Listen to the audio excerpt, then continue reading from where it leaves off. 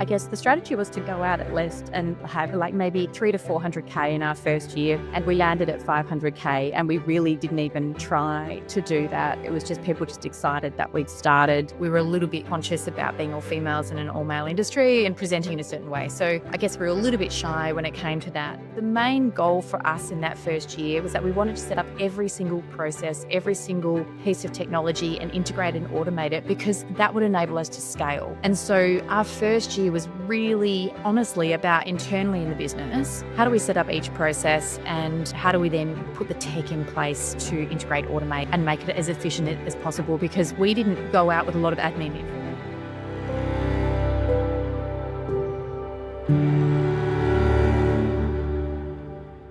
Welcome to the Seven Figure Accounting Podcast. I am super excited to have a long-time friend of the industry, Aly, with me today. Aly, welcome to the podcast.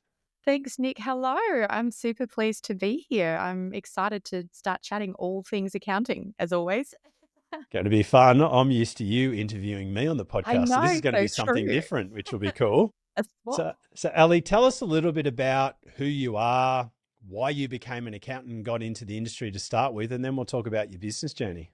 Yeah, absolutely. So I am a mum of three. My children's ages range from 19 to 7. So it's a bit of a broad spectrum. Why did I become an accountant? Look, my dad was an accountant. His dad before him was an accountant. I actually kind of knew really early on. I was one of those really strange creatures that knew through the whole way through high school that that's what I wanted to be. And so I went out of high school straight into a full-time accounting role, and did my study part-time. And I worked in every size firm you could possibly imagine in accounting over the last 30 years. And I have loved every single minute of it. And I jumped out to ownership about 7 years ago. So yeah, my journey has been one that's been kind of very lineal, but in saying that, I've done so many different things as part of that, if that makes sense. Yeah, and it's been a great journey to watch you along those 7 years of growth, and you've won most awards that you can win in the industry. You've said Like some, I got the premiership, yeah. yeah, like you've set it up right from day one, Yeah. which looked very prescriptive to me, and that's really what I want to talk about is, firstly, the mindset to go out on your own, because this is a challenge that a lot of people, it's a struggle to make the jump and the leap, because it's a big leap. You're backing yourself, but you've also got kids, you've got family, you've got responsibilities. Like you did at an age where you've got responsibilities. What was the mindset and what gave you the confidence to actually go out and do it? Well, I mean, after 25 years, I kind of knew in myself, I was very confident that I knew how to run an accounting practice. I actually just got really frustrated. I was so frustrated by kind of going into boardrooms and saying, this is how I think it's going to be done. I really think we should do this. And it started to feel inauthentic to me. I'm a real techie. I love tech, and I wanted to build a firm that was completely cloud-based.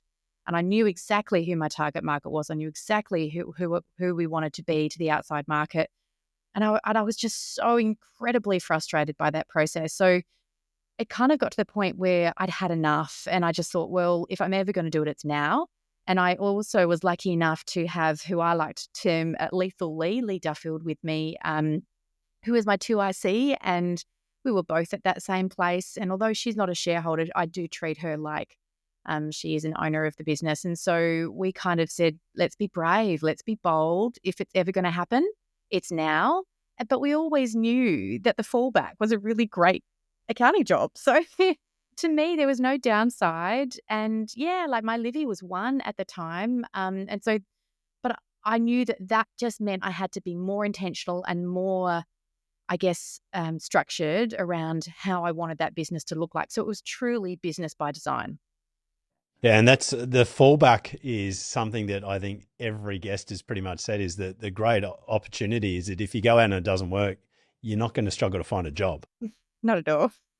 So that, so I know that in year one you exceeded all expectations. So when you went out, like what was the goals and aspirations for the business? Like, did you have big dreams of goals and where you wanted to go, or was it more just go out and see how it goes? Like, what was the Yeah. strategy? I think we had, I guess the strategy was to go out at least and have like maybe 3 to 400K in our first year. And we landed at 500K, and we really didn't even try to do that. It was just people just excited that we'd started. And back then we had a very different brand. We were a little bit conscious about being all females in an all male industry and presenting in a certain way. So I guess we were a little bit shy when it came to that. But we also, the main goal for us in that first year was that we wanted to set up every single process, every single piece of technology and integrate and automate it, because that would enable us to scale. And so our first year was really honestly about internally in the business, how do we set up each process, and how do we then put the tech in place to integrate, automate, and make it as efficient as possible? Because we didn't go out with a lot of admin. In fact, we still don't have an admin person, and we didn't back then either. So we wanted to use an enormous amount of tech to do that. So that's really what our focus was. And so when we landed at the revenue number, we were like, oh, wow, we've kind of hit every target that we thought, and we didn't even try. So then, we'd had all these budgets of where we were going to be in 3-4 years, and we basically met that within 2. So that was pretty exciting for us. And got to the point where, for us, we actually needed to put the brake on a little bit because it was actually growing too quickly and scaling too quickly. Alrighty, so Aly, we get into year 2. What does year 2 and 3 look like? Like, how much do you continue to grow and scale through those years? So you've set up the infrastructure and really the process and systems, which I think that in itself is, for anyone listening, is a super tip, is be very prescriptive about getting ready and building the foundations for growth. Because I know when I went out on my own, I just went for growth. I didn't think about that. And then the delivery fell, Yeah. we promised a lot of things, but we weren't able to fulfill them properly because we didn't have that sorted. So Yeah. what does year 2 and 3 look like? What was the real focus in those years? Year 2 and 3 for us were painful, to be honest, because we did just that. We grew so quickly that we didn't have the resourcing available to fulfill it. And one of my major calls is quality and relationship. And so that's when we actually looked at the outsource model. And because we'd done all of this work to put in the systems, the processes, the tech, we were actually able to scale in that outsource model very quickly. And so we joined Toa Global. We still got Heather, one of our first employees, with us now. And so that allowed us to then build scale. But on top of that, we then needed to build all of the HR processes and what is our resourcing going to look like in an Aussie model and also an outsource model, and how do we combine those so that one feel, that one authentic feel on the organization. So we grew in revenue to about the 900, and then kind of tapped it a little bit because I was like, well, I want to at least get the quality right, the people right, etc. And so that's what year 2 and 3 were. And then we did move out a couple of the tech products that just weren't working for us. And so it was actually the really painful years where we learned the most. And we also learned from an employee point of view who works for us and who doesn't. Uh, and so we learned a lot because I was running with the grad model, train them up. That didn't work for us. And so we kind of flipped it on its head. Lee went on maternity leave in year 3, and I literally nuclear bombed my whole Aussie team and started again. And I'm so incredibly glad I did that. It was a really bold move that we made, but we worked all of our HR structures so that it just worked for us, and getting back to that business by design model, because it then allowed us to have that freedom around not having to be in the business 24/7. So did you rebuild top down, meaning you got more senior people and built down? Yes. So we got the right people, like a compliance manager and a bookkeeping manager, and then we built from under there our TOA team.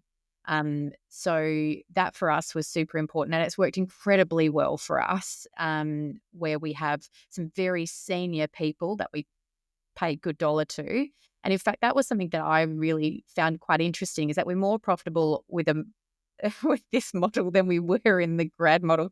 And so, but that's just the quality of work and the ability. It's finding the right person, and we put an enormous amount of work in finding the right people that fit us and fit our client base and have the skills to basically help us, move forward, but also to allow us to step outside that business for periods of time, which we've been able to do. In fact, I just took from pretty much October to January.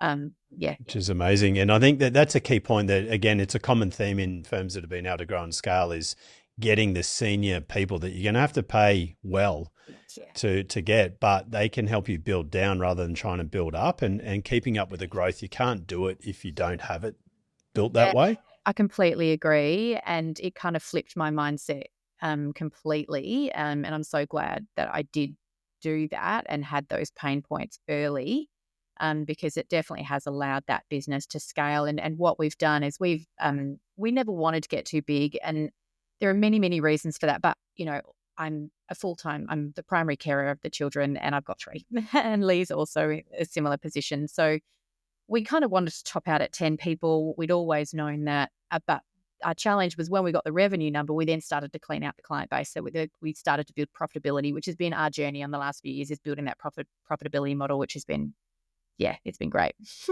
So when you went out on your own, I just want to rewind back to year one. You went. Is there a specific niche that you go after, or were you all things to everyone? What was your model when you started? Very niched. So when we go out to market, we're very, very clear that we're not for everybody. And when you see our branding, you'll see that it's polarizing. You either love it or you hate it. So we have a certain type of people. It's usually the cloud techie people, but I also specialize in tourism and hospitality. And so when we go out to market, that's how we go out to market. That's where our knowledge set is. That's where we really excel. That's where our profit margin is. And so, yes, we do accept other clients in and around that, but our marketing is purely on that basis alone, and it got cut through. And I think, in a room full of accountants, how do you cut through from the person next to you? Well, for us, it was really just about bringing our personalities to the game, making sure people understood that we knew the cloud and we knew the tech, and that we were very hospitality driven. So that for us gave us a really clear cut through. Yeah, and your brand, your website, it's amazing, and it's very different to a traditional firm. Yeah. So how did you, because you went through really strong revenue growth in the first 3 years, where did those clients come from? How did you attract them and get them into the firm once you went out on your own? How did you attract all these clients?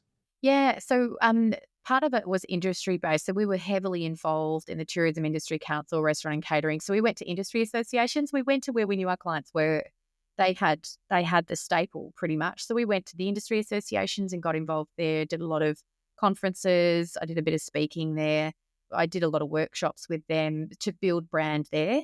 We were also quite heavy on the socials. So we went to Instagram, LinkedIn, Twitter or X now, Facebook, and we are very consistent. So we post 2 to 3 times a week, and we did and have one work through that. And also, I am based in Radelaide.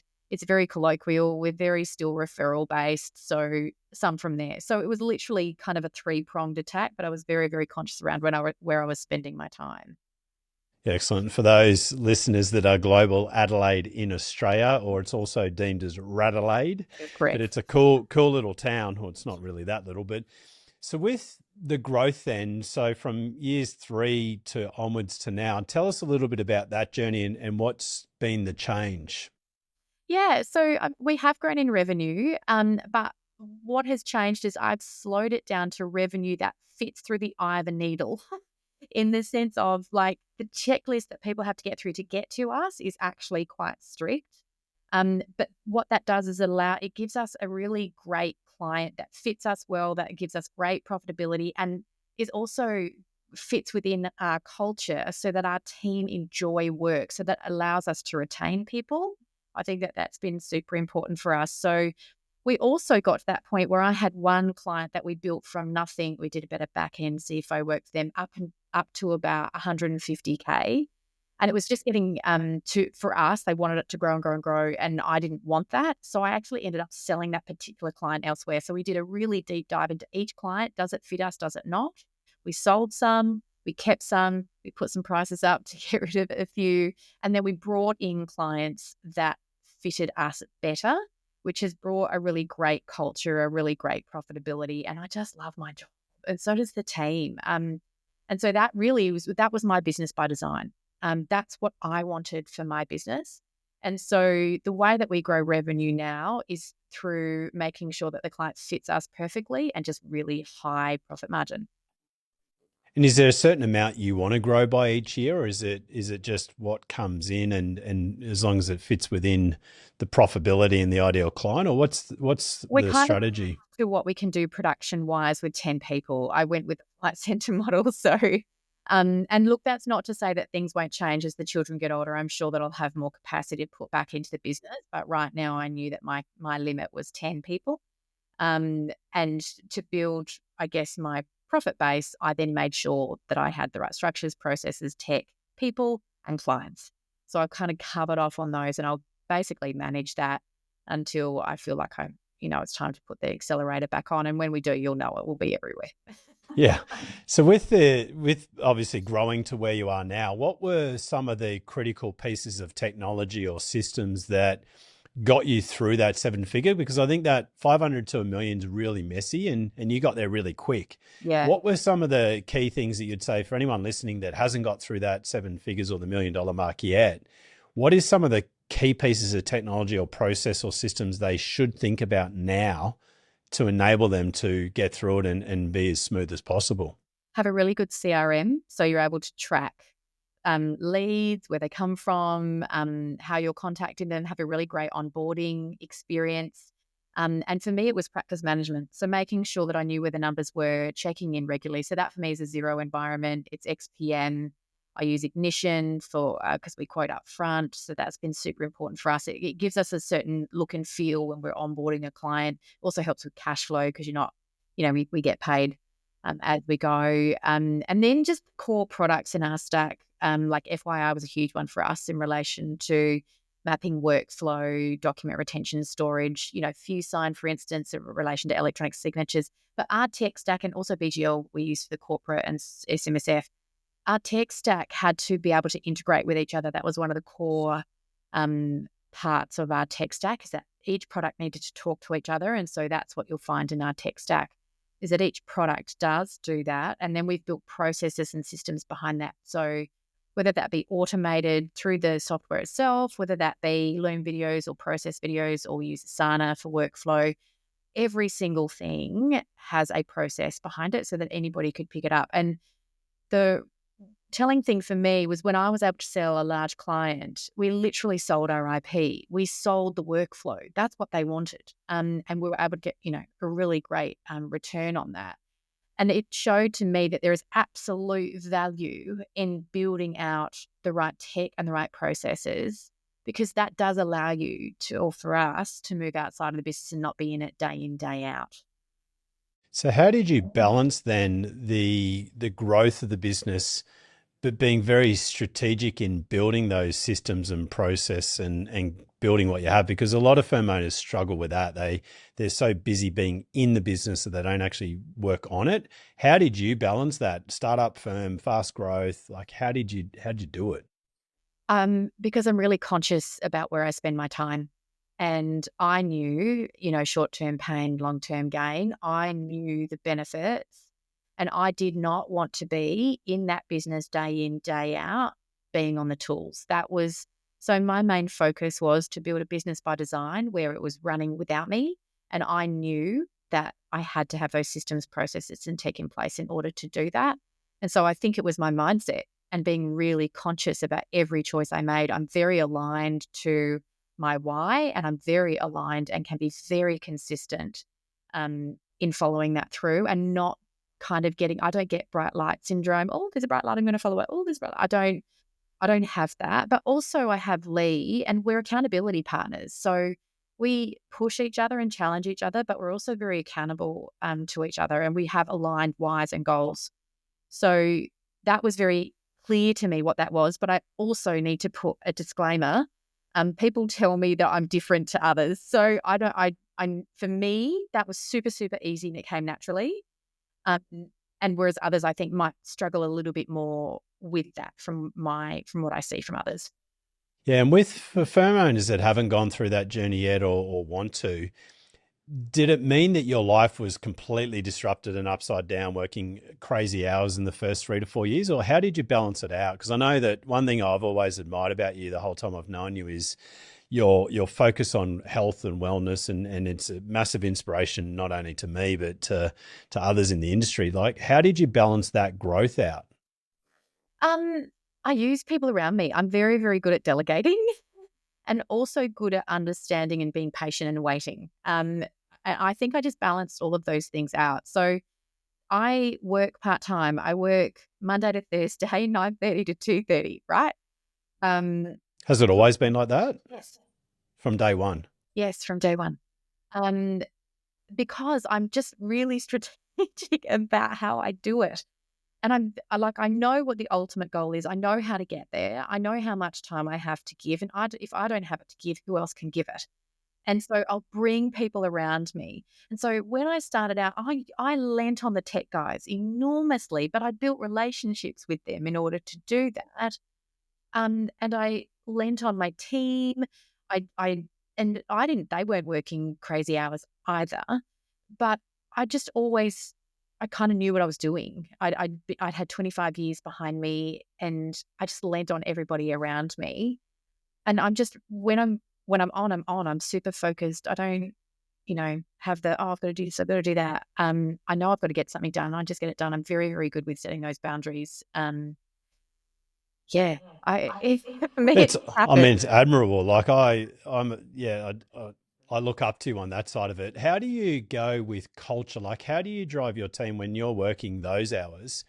How have you managed to, because the team obviously they're 40 hours a week, they're there Monday to Friday. How have you balanced out, this is how you're living your life, but the firm needs to continue to run and grow and thrive when you're not around? How have you balanced that? Outsourcing. Look, I the people that work in Australia also have the same flexibility. So most of them are working mums, and this is the thing that I've learned about myself. I know a working mum. I know what you think. I know how you feel. I know how to support you. I know how to empower you, and they're bloody productive. So that's the model that I run with because I know it well. But I give the same flexibility and I treat them like adults. But this goes back to I had to nuclear bomb the place at year 2, 3 because that is what was happening. I was getting a really entitled culture. Ali, where are you? Why are you doing this? And that isn't what I wanted to create. I wanted a culture where we were fully understanding and cognizant that we had other lives outside of work and that this was just part and parcel of what we do. It flows, right? I wanted it to be a place where we could come and get support, but also enjoy what we were doing. So that's when we were very, very purposeful in engaging our next hires at that senior level, that they understood that we're in the same space and we're completely aligned with Lee and I in relation to who we were and what we stood for and what we were trying to achieve. And that has been instrumental in us moving forward and allowing that culture to be what it is. You have to lead from the front. So our culture is around flexibility and fun and enjoyment but working hard, but working smarter as well, not doing things because we've always done them. Is there a better way of doing this? Yeah, so you've been, I mean, very prescriptive, and that's evident in coming through with the way that you're answering things. Is it's very prescriptive with the journey that you've gone on. How do you measure efficiency of the firm? So how do you know that the firm is maximizing efficiency with your systems and your process? Do you track time? Like how do you make it, because it's obviously running really efficiently, for people to be able to have that balance? Yeah, timesheets. Look, when we started, we were like, no timesheets, yay! It didn't work. And look, it's not that we hold people accountable, but we're once again prescriptive. When somebody comes in, we have 12-week goals and we have regular catch ups, right? So they'll sit with me, we'll set 12-week goals that could be business and personal. But we also set their KPIs. What is your why? How do we align that to the business? What are your key objectives? How are you going to meet that? How are we going to support you? And then we constantly work through that model. So I think the thing I've found in other firms is that they're not having those really good, deep conversations and making people accountable to it, like helping them on the journey of discovery, but holding them accountable to it. So for me, it was just around obviously making sure that our health and hygiene, which is the zero, the practice management, making sure that we're tracking time and efficiency, that we're quoting effectively, that we're re engaging all the time and checking on our numbers. And so all of those things, all of the health and hygiene stuff, I just make sure to tick it off, and I'm never too busy for that. That's the important stuff. But also when you have the right people in the right spots and they know what they're trying to achieve and they've got regular input and output, it's easy to track. Yeah. What are the key numbers that you measure? So what are the North Star metrics that, as a, you know, if you're away for a couple of months that you could just look at those numbers and you know that things are going in the right direction or the wrong? Well, for me, I always look at profitability. I look at revenue costs. I look at timesheet productivity for each individual. We also track a return or write-offs, write-ups on jobs. And we also do budgeting as well. So we'll look at the budget, the actuals as we're going along. And as I said before, we do track to individuals on their productivity, turnaround times, quality, client retention, quality of feedback. So we use a product called Brief, which does client check-ins. So we'll always, kind of check on that, see how the clients are tracking. And so that has been, I guess, a way for us to track all of those metrics. And there's also layers of gut feel on it. But yeah, we're pretty across the numbers. Yeah, no, you can tell by that. So you mentioned something before around your team, and one of the things that one of my mentors told me years ago was the goals and dreams or the aspirations and goals of your team members need to fit within the container of the business. And if the business isn't, if their goals and dreams aren't big enough, then your team members won't stick around. So as you go through this next season where the growth isn't going to be as dramatic as it was in the early days, how do you continue to inspire and keep your team excited about the future of where you're going? Because you've slowed it down a little bit. It's not it's a positive thing. You focus more on profitability. Yeah.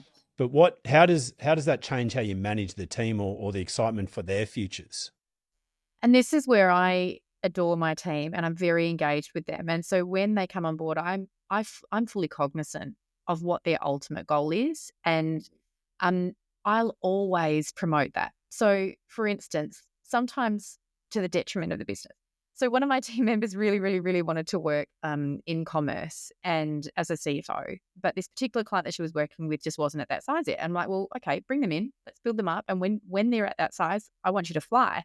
And I've just let her go. And she's so super happy. So sometimes I'll give more to my team member than I will to the business and sacrifice for the business's purposes because I actually want that person to thrive. But what that does is it allows that person to know how much I care about them and their values. And they give back into that business while they can, so that while they're there, they're on fire for it and they really believe in it. And they believe in what we're doing is different. They believe that how we treat our clients and the relationships that we have with them have value because I'm treating them well, but also then they treat the client well. So I think it's actually this full approach of what's your why? Does it align with our why? How do I help and support you get there? And, the clients are going to be on this journey with us. And what can we get from them as well to kind of ignite your fire? But no topic is off limits with me. So I would prefer that they're just openly, brutally honest, so we can talk it through, work it through, than them holding it all back. And I think sometimes that's where this stuff happens, where team members hold themselves back because they're fearful of saying their why or their truth or what matters to them. But once it's all out on the table, then you can all work together towards that common goal. And so for me, I'm fervently a massive cheerleader supporter for each of my team, sometimes even if that isn't aligned to the business goal, just as long as I know that the period of time that they're with me, they're on the bus. Yeah, and I think that's a critical thing. It's one of the things that I teach firm owners and talk about all the time is that, and I had it early in my career when I was running a business. I had someone that wanted to become a chef and I actually helped them. Yeah. But the great thing is that I had those conversations which you're talking about and I knew the time frame. So I Yeah. was never blindsided when someone left because I knew what was important. I knew where they wanted to go. And I think that is a key thing is that as long as you know that you can fit it within your container and build a strategy around it. Yeah. And that's been incredibly effective for me with my senior team, so that they know I'm behind them 1,000,000%. And once they go on and, out of all in and onto their whatever future careers are, I'm still an avid supporter and still follow them. And we've had some really wonderful experiences with team where they've gone and done what they wanted to do. But gosh, when they were there, they achieved so much and was such a valuable part of that. And I think what we as firm owners need to do is, I think people get offended. Oh, you're leaving me. Why? Um, I don't. I try and see it from their point of view, but also just that honest, open feedback from day one helps to set the scene. But then it allows you to help to guide them and grow them and give them all of the skills that they need to then launch out into their next chapter. So yeah, it's a journey, but it's one that I love taking with my team. Yeah, and I talk about this again a lot around. I want people when they leave any of my businesses to become or to be a better person for working with us. And we're part of their story and we're part of their journey, and they're going to do Right. amazing things because we've developed and helped them. Yeah. Ali, one of the challenges that I see with firms that are around the size that you are and that have got there is how do you retain the team? Like, how do you, while you're focusing on obviously the clients and the profitability, how do you tie in those team members so that they're getting rewarded financially and can still grow their careers while the business isn't growing as fast? Yeah. And look, I think it comes down to having the right people in the right spots. But this is where, look, I do obviously have remuneration, but we do bonus structures as well. We have commissions in relation to people bringing clients in. And we also focus heavily on training, research, those types of things. So we're allowing them to study and to do and build their skill sets, which they see as valuable to them. So it's not just so much revenue driven. And like I said before, I focus and align their why with ours, and then we build a strategy around. Okay, well, you want an advisory skill, so let's build out. You come and sit with me in advisory meetings. We're going to do some training with you here. We put some of our managers through those manager courses, and I'm very, very big on training and development and giving my team as much as they need and over and above. And I say to my team, there's never enough. Like if you come to me with something else, I'll always say yes, because it's in relation to them growing. And so it's not just, oh, yes, I've got to, keep them excited. It's also about them growing within the firm outside of just a client and their current skill set. It's more about training and developing them to be better people in every single factor of their lives. And so for me, that's worked really well. Yeah, well, And I think it's, not being, yeah, yeah, it's evident, I think, just by the results. So, what's something that we haven't talked about yet that really helped you to get to where you are today? That for people that are still in that messy middle of 300,000 up to the million, that what would be something that you wish that you could tell yourself now that because you've done a lot of things well, you've strategically taken the approach, you've niched, you've done a lot of the things well, but what would be something you'd tell those people listening? power of community and the power of networking has been invaluable to me and something that I didn't foresee. So the power of the accounting community and all of the connections that you make, that if you get the right people around you, you can build your firm to superhero level really, really fast from their learnings. And they'll support you and guide you. And, in those times of need where you feel like you're a solo, and isolated, just getting the comfort that somebody else has been there and done that. So, attending conferences, being involved in, Facebook groups, all those different types of things, I think has propelled me forward in ways that I could have never imagined. I never intentionally,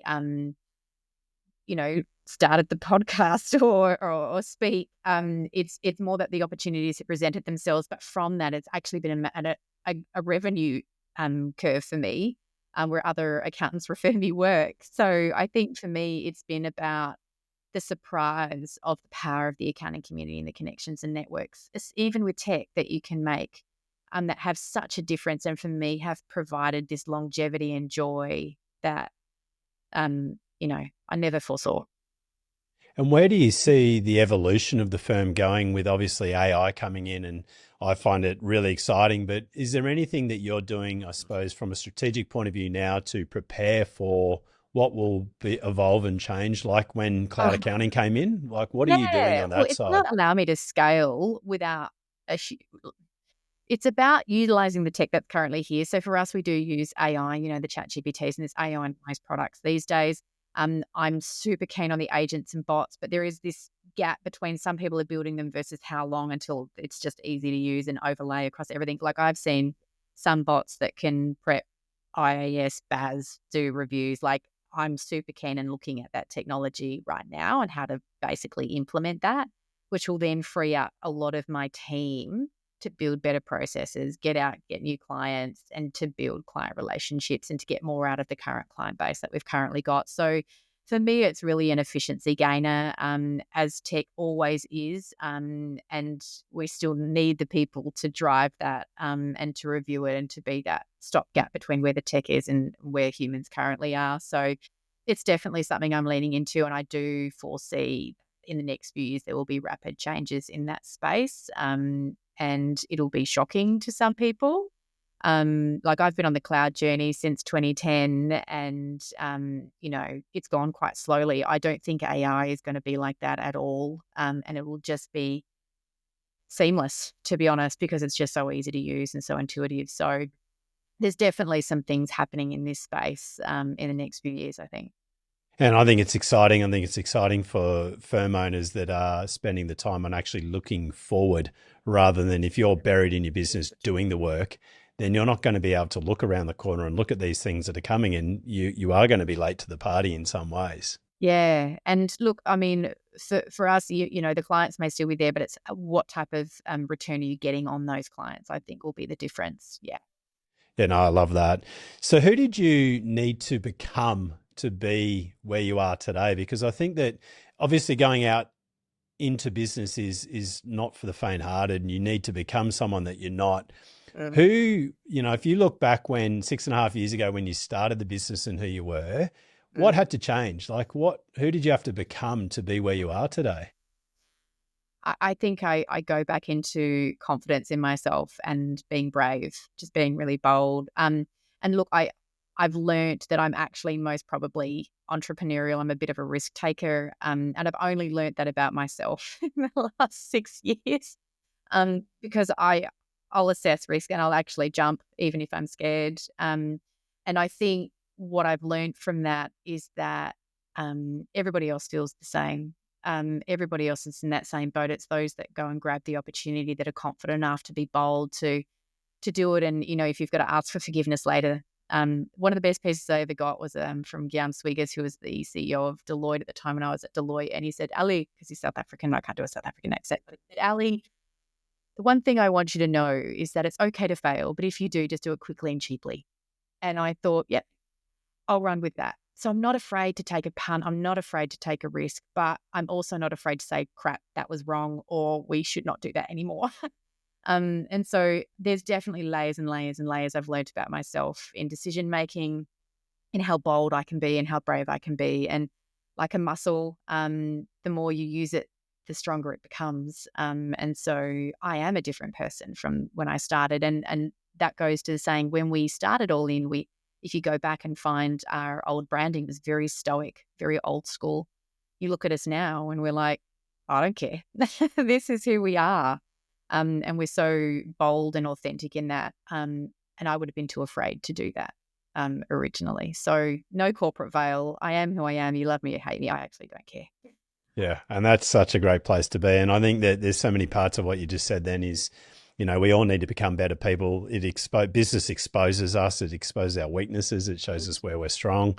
But more importantly, it shows you where you need to do the reps, where you need to become a better human. And I think that's the unintended consequence of growing a business is that you get to see all of this and you get to make decisions on it and work on it. So Yeah. Ali, I've absolutely thoroughly enjoyed going through your journey today. There was parts that I've known you for a long time and there's parts that I learned today that I think just are so, I can now see why you are where you are today because of the approach you've taken. And I know anyone listening to this episode today will get so much value out of it that they can implement and help them. So thank you for all that you've shared today, and super excited to continue to watch your journey and you continue to succeed like you are. Thanks so much, Nick. It's been such a great joy to talk to you today. Thank you. No worries. Thanks, Ali. Thanks. Bye.